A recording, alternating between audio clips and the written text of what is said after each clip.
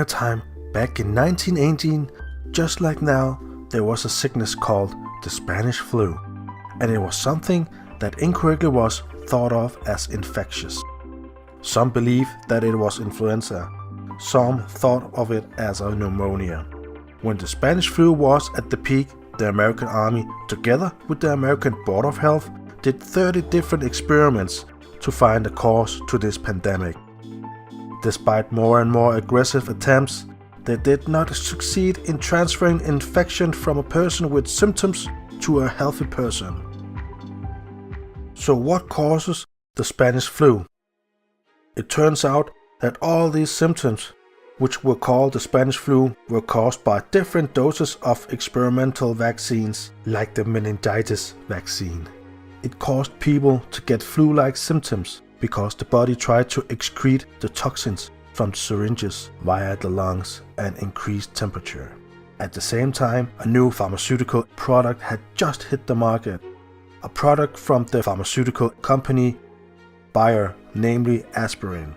Aspirin was recommended by doctors and given in large doses to anyone with the slightest symptoms, from headaches to runny noses.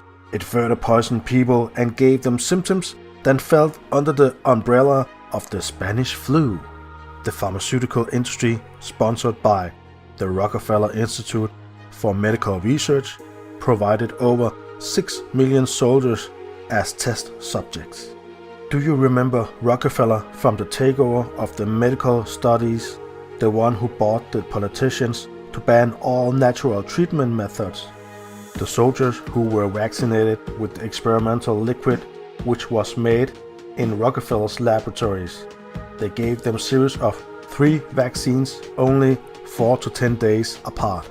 In the picture you can see the young soldiers doing a vaccine trial, among other against meningitis, and it's inflammatory of the meningitis in the brain. Not all soldiers were enthusiastic about participating in the experiments, but they were in the service of the state and had to do their duty.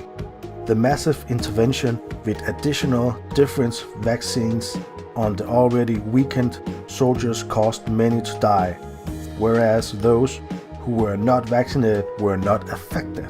Yes, in fact many more died from the syringes than on the battlefield on World War I.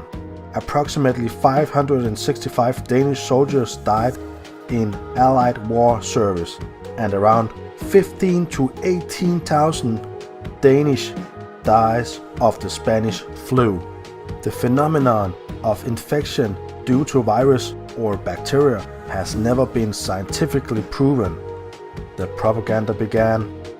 Fear. World War I ended and the soldier returned home. The propaganda had now created so much fear of contagion that people stood in long queues to get the jab, just like today, so that they were not infected by returning soldiers.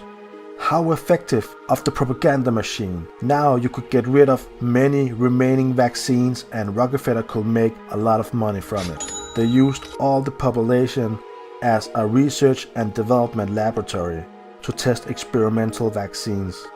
Millions of civilians died in the same way as the soldiers. Instead of stopping their vaccines, the doctors intensified the injections and called any symptom the Spanish flu.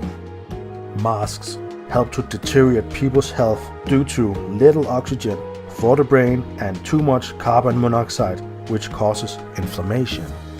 Funny enough, masks have been used for centuries as a tool of silence and degradation. And you think now it's any different?